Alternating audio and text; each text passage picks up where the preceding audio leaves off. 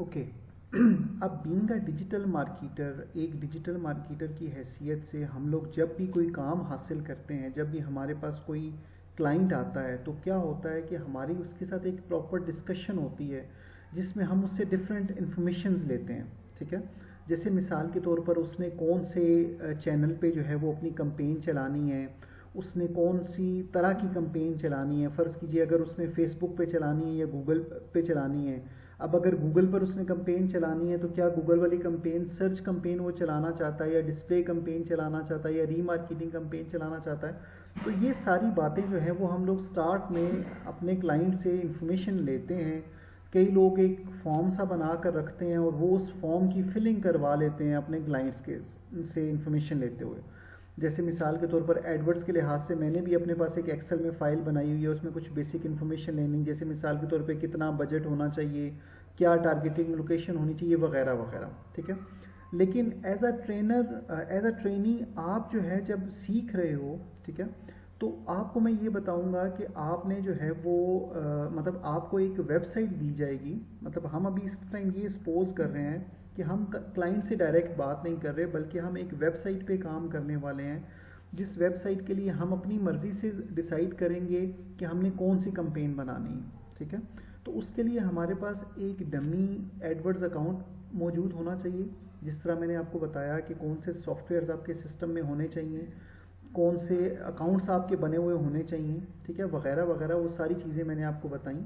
ठीक है, तो अब अगर मैं शुरू करूं कि फ़र्ज़ कीजिए मेरे पास एक क्लाइंट आया है जिस पर काम आपने करना है, मेरे पास एक क्लाइंट आया है जिस पर काम आपने करना है, और मैंने उससे सारी डिस्कशन किया और आपको मैंने कुछ भी नहीं बताया, आपको मैंने सिर्फ उसकी एक वेबसाइट बता दी है। ठीक है, जैसे मिसाल के तौर पर यहाँ अगर मैं एक वेबसाइट ओपन करूँ,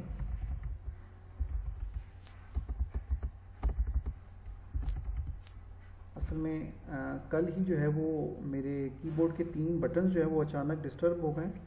अब वीकेंड पर ही शायद मैं सही करवा सकूंगा, तो इसलिए OL और फुल स्टॉप और +9 ये जो बटन्स हैं वो थोड़ा सा प्रॉब्लम कर रहे हैं, नहीं प्रेस हो रहे। अच्छा, मैं बता रहा था कि अब जैसे ये वेबसाइट है, ठीक है, तो अब सबसे पहली बात ये है कि मैं रिपीट कर दूँ सिचुएशन को, सिनेरियो को रिपीट कर दूँ कि मेरे पास क्लाइंट आया है और आपने उस पर काम करना है। ठीक है, अब मुझे आप सख्त समझ लें या मुझे जो है वो कम कम्युनिकेशन करने वाला समझ लें, या जैसे मर्ज़ी, मैंने आपको कुछ भी नहीं तफसील बताई सिवाय एक वेबसाइट बताने की। मैंने आपको कुछ भी नहीं बताया और मैंने आपको कहा है कि इस वेबसाइट के ऊपर आपने काम करना है। इस वेबसाइट की फ़र्ज़ कीजिए सर्च कंपेन बनानी है। ठीक है, सबसे पहली चीज़ कि हमने इस वेबसाइट की एक सर्च कंपेन बनानी है। ठीक है, तो सर्च कंपेन बनानी हो या कोई भी कंपेन बनानी हो, इवन किसी भी मीडियम पर जाना हो, सबसे पहले आपको वेबसाइट को स्टडी करना है। जैसे देखिए अभी इस टाइम मुझे नहीं पता, आपको नहीं पता कि कैंट होम सर्विसेज क्या प्रोवाइड करता है, लेकिन अगर मैं माउस को ये सर्विसेज वाले बटन के ऊपर लेके जाऊं तो अब मुझे यहाँ पर नज़र आ रहा है कि ये concrete raising, remove replace concrete, decorative and new concrete वगैरह वगैरह ये सर्विसेज देते हैं। ठीक है, तो आपने बेसिकली क्या करना है कि आपने ये पूरी वेबसाइट रीड करनी है, आपने ये पूरी वेबसाइट देखनी है, आपने इस पूरी वेबसाइट का एनालिसिस करना है। ये किस लिए होगा? सबसे पहला इसका यूज़ होगा कि आप उस बंदे के, उस बिज़नेस की बेसिक नॉलेज हासिल करोगे। अब जैसे देखो, फ़र्ज़ करो मैं आपको कहता हूँ कि हमने इस सिर्फ कंक्रीट रेजिंग की कंपेन बनानी है। लेट्स सपोज हमने सिर्फ कंक्रीट रेजिंग की कंपेन बनानी है, या फ़र्ज़ कीजिए हमने कंक्रीट रेजिंग की नहीं बनानी, सारी सर्विसेज की बनानी है, सारी वेबसाइट की बनानी है। तो वैसे तो इस तरह का सिनेरियो नहीं होता कि मैं आपको कोई इन्फॉर्मेशन भी ना दूं और आपको एक काम दे दूं, या क्लाइंट आपको कोई भी इन्फॉर्मेशन ना दे और आपको काम दे दे। ठीक है, तो वैसे तो आपके पास एक बेसिक इन्फॉर्मेशन आई हुई होती है जिसकी बेस पर आपने काम करना होता है। अब अगर मैं उसमें बातें थोड़ी आगे पीछे होकर चलेंगी, कोशिश करूँगा कि एट द एंड आपको जो है वो सारी बातों की समझ आ जाए। अब अगर हमें इस पूरी वेबसाइट पर जो है वो कंपेन बनानी है, या सिर्फ किसी एक स्पेसिफिक सर्विस की कंपेन बनानी है, ठीक है, तो अगर हम देखें तो जैसे अब कंक्रीट रेजिंग और स्प्रे फोम इंसुलेशन, अब फ़र्ज़ करो मैंने इन 2 सर्विसेज का जिक्र किया और लेट्स सपोज कि आपको इन दोनों सर्विसेज का कोई आइडिया नहीं है कि what is concrete raising, what is spray foam insulation. ठीक है, ये क्या चीज़ें होती हैं, आपको इसके बारे में कुछ नहीं पता। तो ये वेबसाइट एनालिसिस के दौरान आपको करना पड़ेगा कि आपको इन चीज़ों को सर्च करना है। जैसे अब कंक्रीट रेजिंग है, मेरा वो बटन्स वाला प्रॉब्लम दूर करने के लिए मुझे ऑन स्क्रीन कीबोर्ड यूज़ करना पड़ेगा।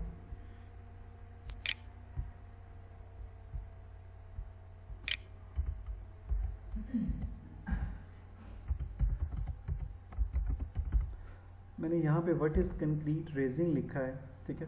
तो अब ये मुझे पता चलेगा, ये थोड़ा सा यहाँ पर उसके बारे में डिटेल लिखी हुई है, कुछ इमेजेस मौजूद हैं, कुछ क्वेश्चंस की शक्ल में, कुछ वीडियोस की शक्ल में। मतलब आप ज़ाहिर बात है, अगर आपको एक काम के बारे में पता ही नहीं है, आपको पता ही नहीं है कि जैसे मिसाल के तौर पे कैंट होम सर्विसेज फ़र्ज़ कीजिए वो दे रहा है कंक्रीट रेजिंग की सर्विस दे रहा है, तो कंक्रीट रेजिंग होती क्या है या रिमूव और रिप्लेस कंक्रीट से क्या मुराद है, आप इस वेबसाइट पर इसके पेजेस पर जाकर भी देख सकते हो, जो कि वेबसाइट एनालिसिस में शामिल है कि इसके वेबसाइट पर स्पेशली सर्विसेज, प्रोडक्ट्स, इन चीज़ों को आपने पढ़ना है, इन चीज़ों को आपने समझना है। लेकिन जब तक आप उसका बेसिक कॉन्सेप्ट नहीं समझोगे कि आपका जो रिक्वायर्ड बिजनेस है, जो आपके सामने बिजनेस आया है, वो क्या करता है, जब तक आप इस बात को नहीं समझोगे आप अपने काम को सही तरीके से नहीं कर सकोगे, ठीक है। सबसे पहला काम, जब आपके पास एक बिज़नेस आया है कि आपने उसकी एडवर्टीजमेंट करनी है, तो आपने याद रखना है कि आपने उस बिज़नेस को सही तरीके से अंडरस्टैंड करना है,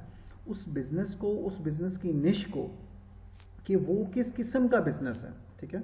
जैसे मिसाल के तौर पर अगर वो कपड़े बेचते हैं, गारमेंट्स बेचते हैं, तो किस तरह के, जैसे जेंट्स के, फीमेल के, ठीक है, स्कूल यूनिफॉर्म्स बेचते हैं, या फिर वो जो है वो फ़र्ज़ कीजिए जिम ड्रेसेस बेचते हैं, या किस किस्म के जो वो कारोबार है वो करते हैं। तो आपने ना सिर्फ उस कारोबार, उस कंपनी को समझना है कि वो क्या क्या करते हैं, बल्कि साथ ही साथ आपने उस कंपनी की जो निश है, जो वो जिस कारोबार में वो हैं, उसको भी समझना है, ताकि आपको ये पता चले कि इस कंपनी का कंपेटिटर किस तरह का हो सकता है।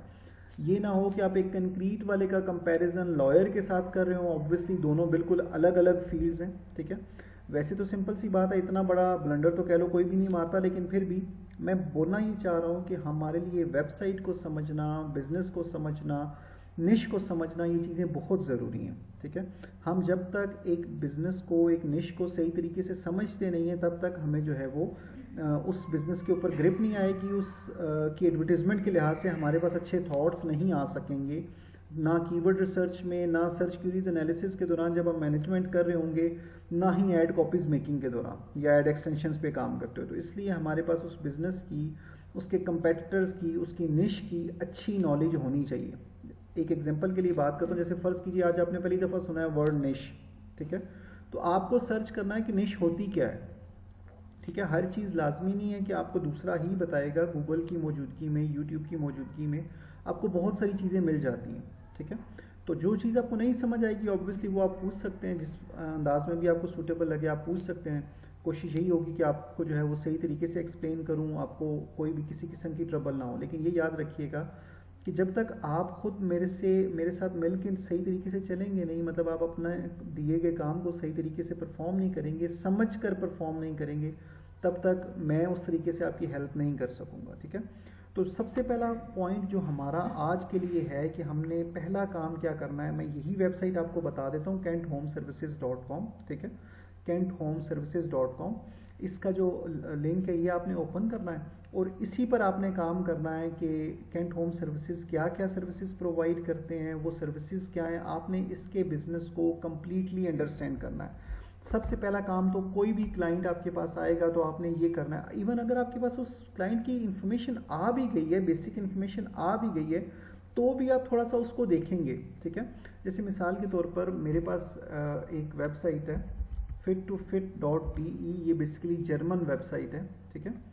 तो अब इस बिज़नेस की मेरे पास कुछ नॉलेज मौजूद है, ठीक है, लेकिन उसके बावजूद मैं अगर इसकी वेबसाइट पर आऊँ और मैं यहाँ आकर देखूँ कि ये क्या क्या जो है वो प्रोडक्ट्स दे रहे हैं, ठीक है, या जैसे मिसाल के तौर पे शिपिंग चार्जेस क्या हैं, हर चीज़ लाजमी नहीं है कि क्लाइंट ने बता दी हो, ठीक है।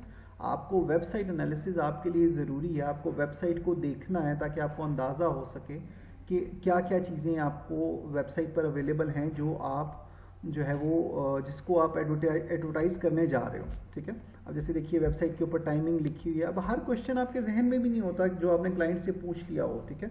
या हर चीज़ आपने उस हो सकता है डॉक्यूमेंट में ना पूछी हो जो डॉक्यूमेंट आपने बनाया हुआ हो। अब ये आपके होमवर्क पे डिपेंड करता है कि आपने होमवर्क कैसा किया है, किसी क्लाइंट से कम्युनिकेट करते हुए या किसी क्लाइंट से बेसिक इन्फॉर्मेशन लेते हुए। बट बीइंग अ बिगनर, एक स्टार्टर के तौर पे आपकी तो क्लाइंट कम्युनिकेशन होगी नहीं, आप तो ट्रेनिंग मोड में होगे, तो आपको तो इसी तरीके से वेबसाइट मिलेगी, तो इसलिए आपके लिए तो ऑल इन ऑल वेबसाइट ही होगी, उधर से ही आपने सारी इन्फॉर्मेशन लेनी है। मैं इस बात पर इसलिए ज़्यादा बोल रहा हूँ कि वेबसाइट एनालिसिस हमारा मुख्तलिफ फेजेस में काम आता है, ना सिर्फ कंपेन बनाते हुए, ठीक है, बल्कि बाद में कंपेन को मैनेज करते हुए भी ये चीज़ हमारे काम आती है, ठीक है। तो पहला मरहला जो है वो वेबसाइट सेटअप का है, जो कि वेबसाइट एनालिसिस का है, जो कि काफ़ी इंपॉर्टेंट है, ठीक है। आपके पास बेसिक नॉलेज होनी चाहिए, मैं रिपीट कर रहा हूँ अपनी बात को, आपके पास बेसिक नॉलेज होनी चाहिए उस वेबसाइट की जिस का प्रोजेक्ट आपके पास आया है, जिस पर आप काम करने वाले हैं, उस कारोबार की नॉलेज होनी चाहिए, उस कारोबार की निश क्या है और उस निश में कौन कौन से कंपेटिटर्स हैं, उनकी नॉलेज आपके पास होनी चाहिए, सो दैट आप एक अच्छी कंपेन को स्ट्रक्चर कर सकें। जब आप ये सारे एनालिसिस अच्छे तरीके से करेंगे तभी आपकी एक अच्छी कंपेन स्ट्रक्चर हो सकेगी। अब मैं आपको इस वेबसाइट एनालिसिस के यूजेस बताने लगा हूँ कि जब हम वेबसाइट एनालिसिस करते हैं तो कल को उसके कहाँ कहाँ इस्तेमाल होते हैं। सबसे पहला काम हमारा सर्च कंपेन बनाने के लिए कीवर्ड रिसर्च करना होता है वेबसाइट एनालिसिस के बाद। तो देखिए फ़र्ज़ कीजिए जैसे ये दो वेबसाइट्स अभी आपके सामने, एक कैंट होम सर्विसेज और एक फिट टू फिट। अब फ़र्ज़ कीजिए मैं आपको कहता हूँ कि एक कीवर्ड है स्विमिंग ड्रेस फॉर मैन, ठीक है। अब मुझे बताइए कि क्या फिट टू फिट ये स्विमिंग ड्रेस सेल करते हैं या नहीं। तो अगर आपने इसकी वेबसाइट एनालिसिस नहीं किया हुआ होगा, इसकी वेबसाइट को नहीं देखा हुआ होगा, तो आप फॉर श्योर मुझे नहीं बता सकते कि ये प्रोडक्ट ये लोग देते हैं या नहीं देते, ठीक है। तो पहली बात तो कीवर्ड डिसीजन हम वेबसाइट एनालिसिस की बेस पे लेते हैं, ठीक है।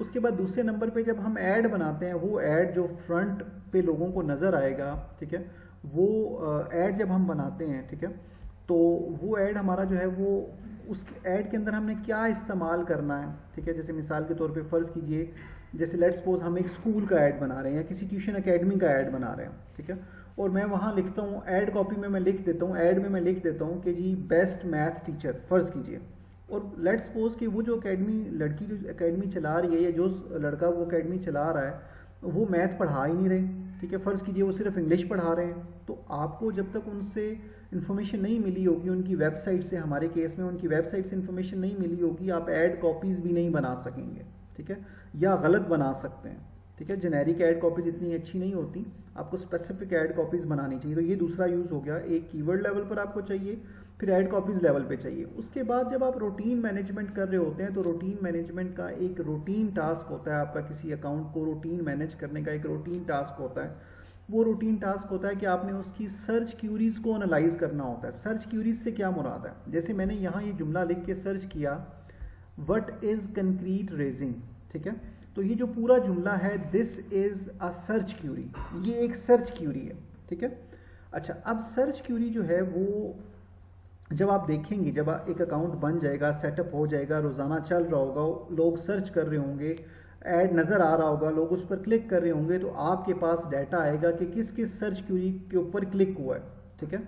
अच्छा, अब इसी सर्च क्यूरी की बात कर लेता हूँ, स्विमिंग सूट फॉर मैन। अब ये आया, किसी ने इस पर क्लिक किया, ठीक है, वेबसाइट पे गया, अब हमें नहीं पता वेबसाइट पर स्विमिंग सूट फॉर मैन मौजूद है या नहीं है, ठीक है। तो उसने जो है वो अब वेबसाइट पर जाकर उसने क्या किया, वो फ़ौरन से वापस चला गया या उसे वो प्रोडक्ट मिल गई। ये डिसीजन हम तभी ले सकेंगे कि अगर हमने वेबसाइट समझी हुई होगी, वेबसाइट पढ़ी हुई होगी, क्योंकि हमने सर्च क्यूरीज में से ये सिलेक्ट करना होगा कि ये सर्च क्यूरी ठीक थी, इसको रहने देते हैं, ये सर्च क्यूरी सही नहीं थी, इसको हम नेगेटिव कीवर्ड के तौर पे डालेंगे। ये मैं एक और टर्म का जिक्र कर रहा हूँ, नेगेटिव कीवर्ड, यानी ये वो कीवर्ड होगा या वो टर्म होगी जो आपके कारोबार, आपके बिजनेस के लिए नहीं सही है, जिसको आप ये समझते हैं कि वो आपकी, अगर उस टर्म के अगेंस्ट आपका ऐड नज़र आ रहा है तो वो गलत हो रहा है, ठीक है। जैसे मिसाल एकेडमी वाली दोबारा ले लेते हैं कि एक इंग्लिश ट्यूटर है जो इंग्लिश एकेडमी चला रहा है, English language, spoken English, English के सब्जेक्ट्स वगैरह वगैरह, ठीक है, और उसके लिए सर्च क्यूरी आती है science teacher, best science teacher in town फ़र्ज़ कीजिए, या best science teacher near me, ये सर्च क्यूरी आती है। तो उसके लिए तो साइंस टीचर एक नेगेटिव कीवर्ड हो जाएगा, क्योंकि वो तो साइंस के सब्जेक्ट्स नहीं पढ़ा रहा, वो तो मैथ नहीं पढ़ा रहा, ठीक है, वो तो इंग्लिश पढ़ा रहा है, ठीक है। तो आई होप मेरी बात आपको समझ आ गई होगी कि वेबसाइट एनालिसिस क्या होता है और हम उसको क्यों करते हैं, ठीक है। तो अभी पहला काम आपको जो दिया जा रहा है वो यही है कि आपने कैंट होम सर्विसेज इसका कंप्लीट वेबसाइट एनालिसिस करना है, ठीक है। तो इसके साथ अभी फ़िलहाल मेरी बात ख़त्म होती है, फिर अगली बात मैं कंटिन्यू करता हूँ इंशाल्लाह।